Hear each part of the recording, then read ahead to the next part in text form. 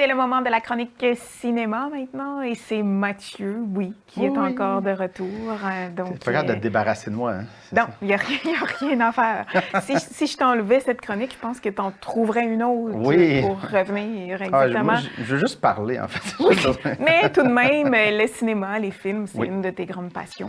Ben donc, oui. On ne te prend pas pour rien. Mais non. Tu as quand même des compétences pour être là, Mathieu. Ah, merci de dire compétences, ça fait du bien. Oui, ça fait du bien. Surtout pour la première. Oui. Ça annonce quelque chose de beau pour tout le reste.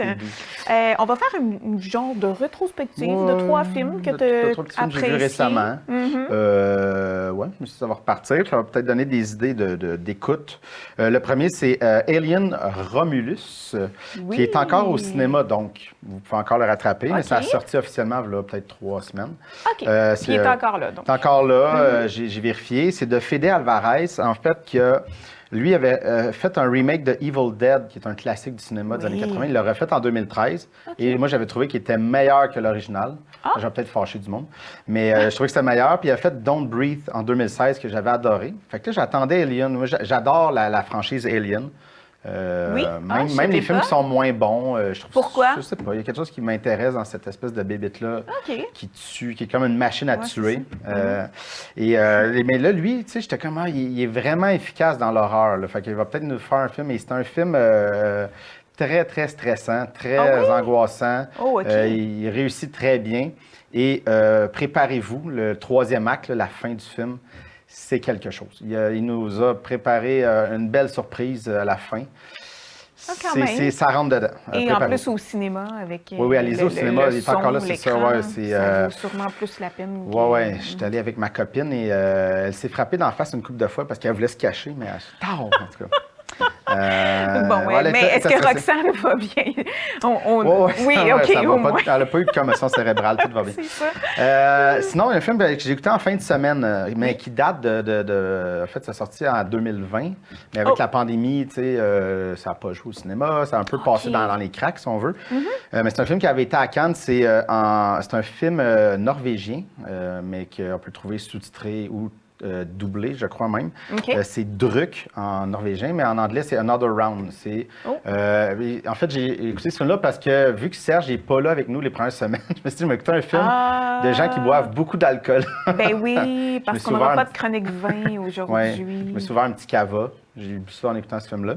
Écoute, un beau moment. Donc, c'est une gang d'amis. Il y a un petit peu côté invincible, là, mais c'est 4 amis dans la quarantaine qui sont pas heureux dans leur vie. Et que là, il y en a un qui fait, il y a un psychologue qui dit que l'être humain est tout le temps en déficit d'alcool. Donc, il faudrait tout le temps boire de l'alcool pour être heureux. Et donc, ils décident de faire ça. Et ils boivent en travaillant. C'est tous des professeurs du secondaire. Mais il faut qu'ils se maintiennent. Il ne faut pas que tu ailles trop loin dans ton niveau. Il faut que tu maintiennes un niveau, c'est ça. Mais évidemment, ça ne va pas bien aller. Hein? On se doute. Ça ne va pas bien aller, mais j'ai trouvé ça très, très intéressant. De Thomas Winterberg, qui est un grand cinéaste. Il a fait The Hunt, qui est un de mes films préférés, si jamais vous voulez voir. C'est avec le même acteur, Mads Mikkelsen, qu'on voit là. Sympathique gaillard. Qui a joué d'ailleurs dans Casino Royale avec Daniel Craig. Il faisait le méchant, le chiffre. C'est vraiment un bon acteur. OK. Et ça, je voulais dire autre chose là-dessus, c'est qu'il y a une plateforme que je veux mentionner aux gens qui s'appelle Kanopy, avec un K. Kanopy. C'est une plateforme qu'on peut avoir gratuitement avec une carte si on s'abonne à la Bibliothèque d'Archives nationales du Québec, la BANQ. Et ça, on peut l'avoir gratuitement. Vous allez sur Internet de la bibliothèque, vous ouvrez un compte, ils vous donnent un code. Et avec ce code-là, vous pouvez ouvrir Kanopy gratuitement. Ça vient avec l'abonnement. Et on a accès à plein de films. De trucs, des films internationaux, des films des fois qui sont durs à trouver. Il y a certains films américains qui sont là aussi. Puis, écoute, c'est gratuit. Tu as le droit de voir 4 films par mois seulement, mais c'est quand même pas mauvais, 4 films. Gratuits. Fait que je vous invite à profiter de cette plateforme-là. C'est là-dessus que j'ai trouvé Druk. Parce que ça faisait longtemps que je voulais le voir, mais justement, des fois, ces films-là norvégiens, des trucs, des films sont durs à trouver, et là-dessus, il y en a plein. Donc, c'est bon à savoir. Et l'autre, en fait, c'est plus un avertissement de ne pas écouter ça. Ah, bon, OK. C'est The Watchers. Faut faire ça aussi dans ta chronique. Oui, parce qu'il vient de débarquer sur Crave il y a peut-être une semaine ou 2. Et, c'est ça, là. c'est ça. Donc, C'est la fille, c'est Ishana Shyamalan, qui est la fille de M. Night Shyamalan, qui a fait Le Sixième Sens, Sing, tout ça. Bon. Là, elle, c'est sa première réalisation d'un film. Elle avait co-réalisé une série télé avec son père, qui était d'ailleurs pas très bonne.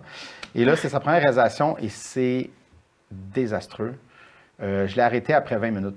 J'étais plus capable. Tu t'es même pas rendu jusqu'à la fin? Ben, j'ai comme été voir sur Internet c'était quoi le punch, puis ça vaut vraiment pas la peine de se taper. Ça, c'est vraiment, vraiment nul. Et qu'est-ce que tu as autant détesté pour toute oser l'arrêter rapidement? Écoute, c'est d'un ennui. C'est comme... Tout est plaqué. La réalisation est affreuse. Le choix des caméras, les acteurs, tu crois à rien de sa prémisse. Puis c'est quoi l'histoire, au juste? C'est une fille qui travaille dans une animalerie, puis là... Son boss, il dit, il faut que tu ailles porter le perroquet à quelqu'un. Il donne une adresse. Puis là, l'adresse fait qu'elle passe dans la forêt. Pour aller porter. Puis elle ne se pose jamais de questions. Là. Elle fait juste, je suis dans la forêt. Son auto arrête. C'est correct, je vais prendre le perroquet. Elle marche dans la forêt. Et elle rencontre une dame. Là, puis au lieu de faire comme tu as peur, elle fait juste, je vais courir après la madame. Et elle va atterrir là-dedans, dans une espèce de cabane dans le bois. Puis là, eux autres sont comme, on est prisonniers ici. Puis il faut, à toutes les nuits, ils viennent nous regarder. C'est pour ça, The Watchers. Mais qui? On ne sait pas. Il y a des bébites dans la forêt qui regardent. Puis c'est vraiment nul, bébé Lala. C'est pas bon. C'est ça. Écoutez pas ça. Bon, c'est noté. Voilà. À ne pas regarder. Zéro. Puis on peut aller rapidement. Il y a 2 sorties. Puis il y en a une qui sort au cinéma vendredi 27. C'est Megalopolis de Francis Ford Coppola, qui est le maître du cinéma. Mais en fait, il y a le Parrain, c'est lui qui l'a fait. Apocalypse Now, The Conversation. Écoute, il y a des classiques du cinéma, mais il y a aussi de très, très grands flops. Et il n'a pas fait de bons films depuis 1991. Donc là, il est dû. Il est dû, mais écoute, ça a été à Cannes. Celui qu'on voit à l'écran? Celui-là, Megalopolis, et ça n'a pas très bien été reçu. Il s'est fait démolir de tous les bords et ça a l'air que c'est vraiment potentiellement un grand, grand flop. Et il a payé, c'est le film indépendant avec le plus gros budget, il a mis l'argent de sa poche. Il a mis 100 millions. Quand même, de il y a son un argent. bon compte en banque. Parce qu'il y a un vignoble. Il fait beaucoup d'argent avec le vignoble Coppola. Vous voyez, à Sac, c'est à lui, le Coppola. Et, il a fait beaucoup, beaucoup d'argent avec le vignoble. Les gens aiment son vin. À défaut d'aimer À défaut, oui, c'est ça. Écoute, et c'est ça. Mais il y a quelque chose qui m'attire de peut-être aller voir... on veut voir si c'est si mauvais que ça. Exactement. Ça semble-t-il que on est dans un autre univers, là, ce que je vois là. C'est un peu... en fait, c'est utopique. C'est comme un grand architecte. Il arrive un cataclysme à New York et il décide de reconstruire New York selon... fait que là, c'est vraiment un film plus philosophique sur comment la vie devrait être. Je pense que c'est comme... Parce que là, on s'entend qu'il est vers la fin de sa vie, le Coppola, il est dans les 80, je sais pas son âge, il doit avoir 84. C'est clairement son dernier film. Fait que là, il a fait comme, je vais expliquer la vie, puis blablabla. Voilà. Bon. On verra bien. On lui laisse sa chance, Mathieu. Donc voilà, on termine là-dessus. Je te vois pousser tes feuilles. C'est assez pour toi aujourd'hui. Voilà. C'est fini. C'est fini. Donc, on se retrouve, Mathieu, la semaine prochaine. Pas pour la chronique vin. On n'a pas Serge cette semaine. Il est en voyage d'affaires. C'est l'affaire qui me fâche le plus. Pour déguster des vins en France. Oui, en France. Donc, c'est ça. Donc, tu vas devoir te contenter de ton café. On se retrouve. Oui, mon bientôt. café.